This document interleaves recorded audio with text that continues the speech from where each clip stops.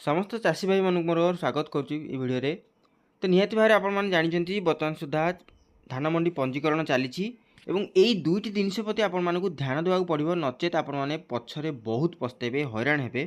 तो गत वर्ष भली ए वर्ष आपण मानक आरु थे कही रखुची जो मैंने धान मंडी पंजीकरण बर्तमान सुधा करना सरी अगस्ट 31 तारिख बर्तमान सुधा आपण मान शेष तारिख अच्छी परवर्ती समय आर वर्ष भली ए वर्ष आउ एक्सटेंशन न हो पारे कारण सरकार जिते चाहिए बंद करदे आउ कहारी कथा शुणवे नहीं। आर वर्ष जानते बहुत लोक हैरान होती। तो आपण मैंने निहाती भाव में आज है 24 तारिख निहाती आउ 6 दिन भितर आपण मानकू 25 तारिख पर्यंत आपण मानकू फॉर्म दिहब। जदि फॉर्म आनी ना तो शीघ्र जाकि समवाय समिति आपण मैंने फॉर्म गुड़िक नहीं आसतु एवं 31 तारिख भितर आपण मैंने देकी रेजिस्ट्रेशन करनी पंजीकरण करनी। ମୁଁ କହି ରଖୁଛି ଆପଣମାନଙ୍କୁ ଯେ ଦୁଇଟି ଜିନିଷ ଆପଣମାନଙ୍କୁ ଦେଖିବାକୁ ପଡ଼ିବ ଯେତେବେଳେ ଆପଣମାନେ ଧାନ ମଣ୍ଡି ପଞ୍ଜୀକରଣ କରିବାକୁ ଯାଉଛନ୍ତି। ତ ଆପଣମାନଙ୍କୁ ଦୁଇଟି ଜିନିଷ ପ୍ରତି ଧ୍ୟାନ ଦେବାକୁ ପଡ଼ିବ, ନିହାତି ଧ୍ୟାନ ଦେବାକୁ ପଡ଼ିବ।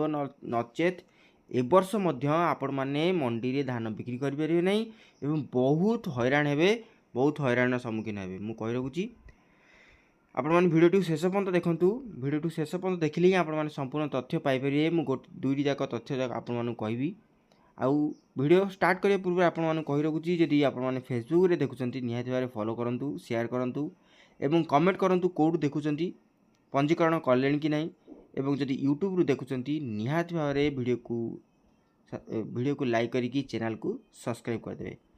तो देखंतु प्रथम पॉइंट मैं आपण माने कहूची मैं एटा होची मोर ऑफिशियल आम ऑफिस रो पोर्टल। मैं आपण माने को एटी देखे रखुची लॉगिन करके देखे रखुची।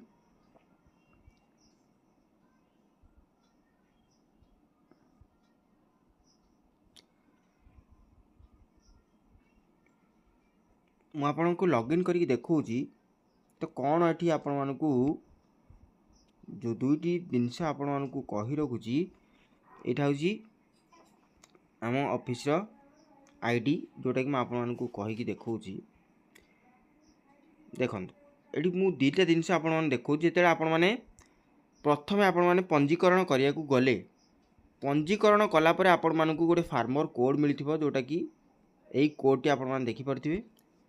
पंजीकरण शेष आपण मानकू कौन करथिबे ना आपण मानकू गोटे एक्नॉलेजमेंट स्लिप देथिबे जो स्लिपटी एई भलिया देखि परथिबे एई भलिया देखिया को एवं देखिला परे आपण माने जेतेले सब जिनस आकु पढिबे एटा संपूर्ण ओडिया किछि इंग्लिश रे लिखा हिची देखि परथिबे। मु कहि रखुची वर्ष लिखा हिची, सीजन खरीफ लिखा हिची, आम जिला लिखा हिची एवं जो समवाय समिति रे आपण माने करूचनी सेटा लिखा हिची एवं फार्मर कोड लिखाई एवं शेष चाषीर ना लिखाई ता तले आपण माने आई स्कान कर सक्सेसफुल होईटा लिखाई देखिपे एवं सभा शेष लिखाई ओडिया रे आधार ई-केवाईसी संलग्न बैंक नाम देखिपे ये NA अर्थात नॉट अवेलेबल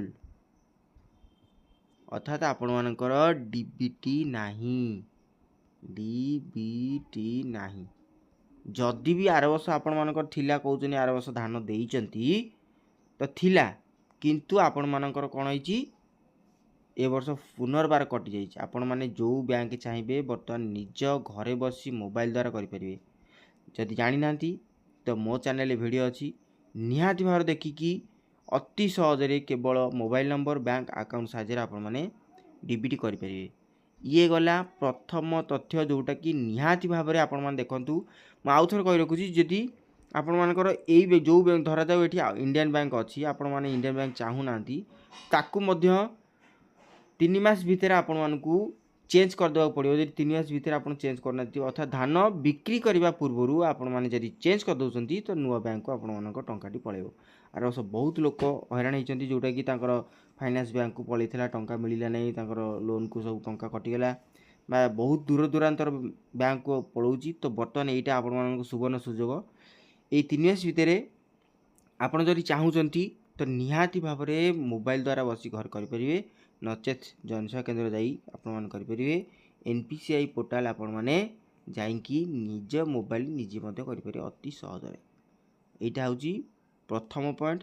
द्वितीय पॉइंट मुझे आपको कही रखुची ये गोटे 10 नंबर पॉइंट थिला पुराणा जो नुआ आम करूँ मु 10टा 15टा खंडे कर चेंज होगा कौन लिखा होता एग्रीस्टैक आईडी जोटा लिखा होता कृषक कृषि और कृषक सशक्तिकरण विभाग से लिखा होता येस आउ नो लिखा होता तो सहीटा बर्तमान सुधा उठे देती सत किंतु धान मंडी पूर्वर यहीटा को सरकार निहाती भाव में कंपलसरी करदेव कारण आपण जानते ये होती डबल इंजिन सरकार दोगला सरकार केतेबेले कौन कहते तार किसी ठीक ठिकाना ना तो आपण मानक से कहूँ जे आपण मैंने जदि एग्रीस्टैक आईडी करना बर्तमान आपण ना जमी ना एग्रीस्टैक आईडी टी निहाती दरकार जोटा कि जमीर मैपिंग करुच्ची जमी केते अच्छी गोटे चाषीर तो जितेबाला आपणकर नाँ बर्तमान सुधा ओआरएस संशोधन होची आपणकर नाँ बर्तमान होतेबेले आपण मैंने कौन करेंगे ना निज नाँ जमी होगला एग्रीस्टैक करेंगे सहजरे एग्रीस्टैक करने संपूर्ण वीडियो मो चैनल अच्छी अति इजी प्रोसेस रे निज मोबाइल कौटी जाऊ पड़ोनी ओटीपी माध्यम आधार माध्यम आपरेंगे केमी करेंगे ता मो वीडियो माध्यम अच्छी आपण मैंने निहाती भाव थोड़े जाए देखूँ देखला जदि निज ना जमी होगला तो निहाती भाव कर रखु यहीटा हूँ आपण मैंने जितेबाला कर सारूँ दुईटी जाक आपण मैंने कर सारूँ पंजीकरण ता परवर्ती स्टेप दुईटा जो मैंने पंजीकरण कर सारे निहाती भाव में कमेंट येस करूँ आपण मानकर यही दुईटी भितर एग्रीस्टैक आउ डीबीटी भितर अच्छी कि नहीं ता मध्य कमेंट रे निहाती भाव जनइबे रोची जदि कौन डाउट रोची चाष संबंधी चाषी पंजीकरण संबंधी मत निहाती भाव कमेंट करेंगे प्रत्येक कमेंटर मु रिप्लाय देवाक चेष्टा करुँची 100 to 100% रोची भेड़ा पुणी एक अपडेट वीडियो से मत विदाय दिंतु नमस्कार जय जगन्नाथ।